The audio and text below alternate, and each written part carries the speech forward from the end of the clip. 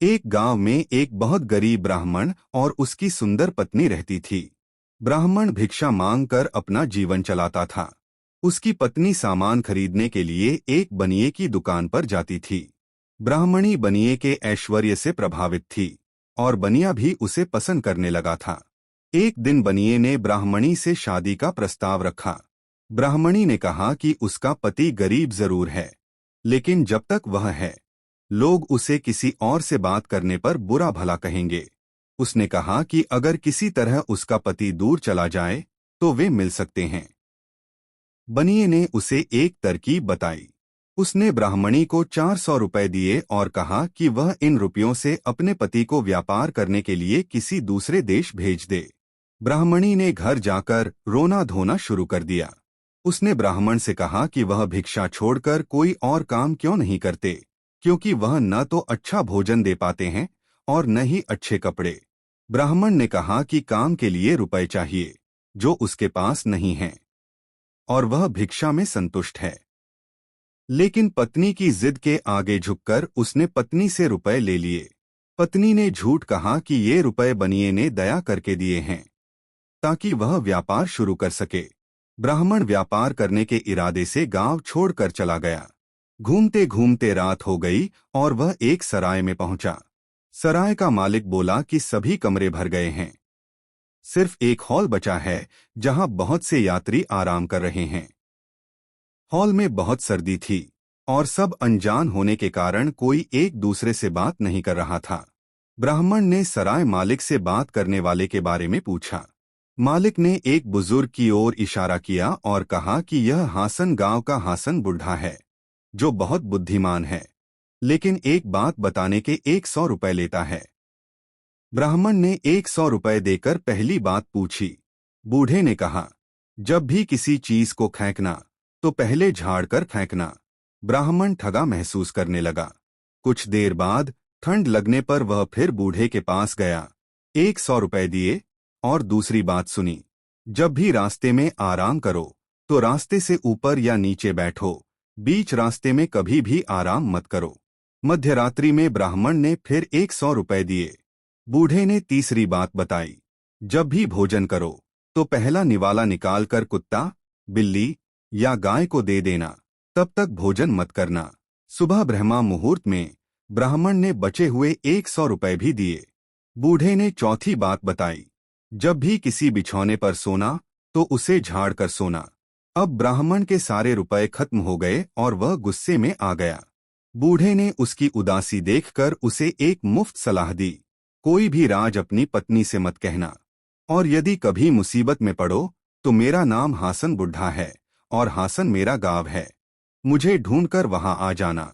ब्राह्मण वहां से चुपचाप चला गया। ब्राह्मण काम की तलाश में भटकते हुए एक राज्य में पहुंचा। वहां एक मृत साधु का अंतिम संस्कार करने पर राजा ने 300 रुपए देने की घोषणा की। ब्राह्मण ने काम स्वीकार कर लिया और साधु को एक पहाड़ी के पास ले गया। उसने सोचा कि इसे खाई में गिरा देता हूं, कौन देखेगा। जैसे ही वह साधु को फेंकने वाला था, उसे बूढ़े की पहली बात याद आई, झाड़ कर फेंकना। उसने साधु के शरीर को टटोला तो पाया कि उसके पेट पर हीरे जड़ा सोने का कमरबंद बंधा था। ब्राह्मण बहुत खुश हुआ और समझ गया कि बूढ़े की बात सच थी। उसने साधु को गड्ढा खोदकर दफनाया और कमरबंद अपने पास रख लिया। वह आगे किसी दूसरे शहर में काम ढूंढने चला। रास्ते में थककर वह बैठने ही वाला था कि उसे बूढ़े की दूसरी बात याद आई, रास्ते से ऊपर या नीचे बैठो, बीच रास्ते में कभी मत बैठो। वह रास्ते के किनारे एक बड़े पत्थर के पीछे बैठ गया और कमरबंद को निहारने लगा। उसे नींद आ गई और जब वह उठा तो कमरबंद वहीं भूलकर आगे चल दिया। दोपहर बाद उसे याद आया कि उसका कमरबंद तो वहीं रह गया है।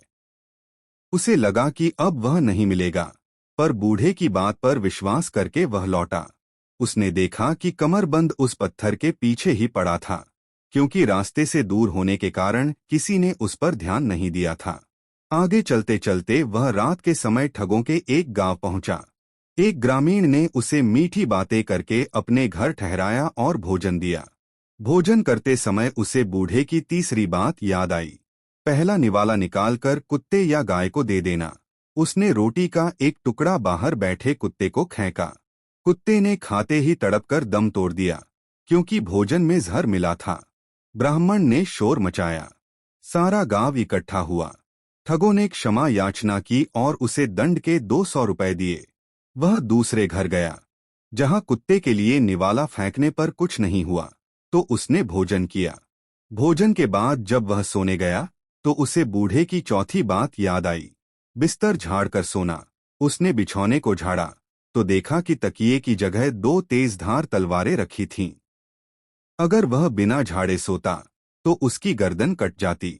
उसने नीचे देखा, तो वहां 7 कटे हुए सिर हंस रहे थे और 7 कटे हुए सिर रो रहे थे। उसने पूछा, आप 7 सिर क्यों हंस रहे हो? तो वो बोले, हम कब से 14 ही थे, अब तुम 15वें आए हो। फिर उसने 7 रोने वाले सिरों से पूछा, आप क्यों रो रहे हो?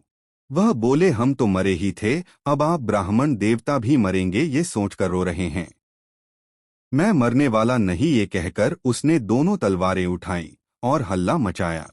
अब ठग फिर से उसके पैरों पर गिरकर क्षमा याचना करने लगे और उसे दंड के 500 रुपए दिए। ब्राह्मण वहां रात भर आराम से सोया और पर्याप्त रुपए लेकर घर की ओर चल दिया। रास्ते में रात हो गई और उसे दूर जंगल में एक दीपक दिखा। वहां एक साधु साधना कर रहे थे। ब्राह्मण ने उनसे भोजन के लिए पूछा। साधु ने अपनी संध्या पूरी की और एक बक्सा लेकर उसे धूप दीप दिखाया और कहा, हे तुरत बीज, तुम तुरंत ही ब्राह्मण के लिए जलेबियां और दाल भात लेकर आओ। देखते ही देखते बक्से में पकवान प्रकट हो गए। ब्राह्मण बहुत हैरान हुआ। साधु ने बताया कि यह उनके गुरु द्वारा दिया गया तुरत बीज नामक सिद्ध बक्सा है। 2-4 दिन सेवा करने के बाद साधु ने दयालुता दिखाते हुए ब्राह्मण को वह बक्सा दे दिया, पर चेतावनी दी कि अगर इसे जला दिया जाए तो यह फिर भोजन प्रकट नहीं कर सकता। ब्राह्मण घर पहुंचा। उसकी पत्नी को चिंता हुई कि अब उसके और बनिए के प्रेम प्रसंग में बाधा आएगी। ब्राह्मण ने खुशी से उसे बताया कि अब उन्हें भोजन बनाने की जरूरत नहीं है। यहीं पर वह बूढ़े की मुफ्त सलाह भूल गया कि कोई भी राज अपनी पत्नी से मत कहना।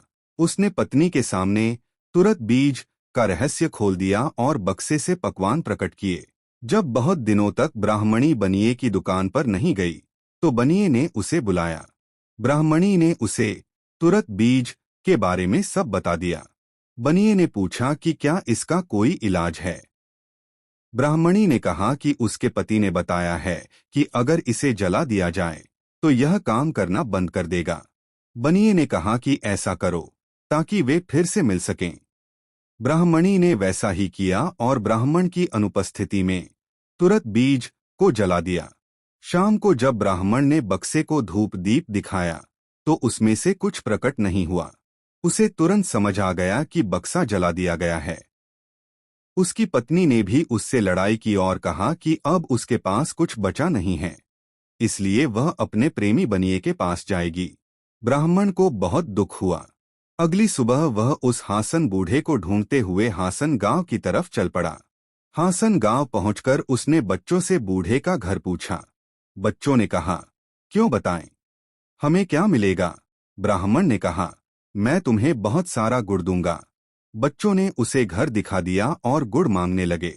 वह उन्हें दुकान पर ले गया, पर वे 1 किलो 2 किलो गुड़ लेने के बाद भी कहते रहे कि उसने बहुत सारा देने को कहा है।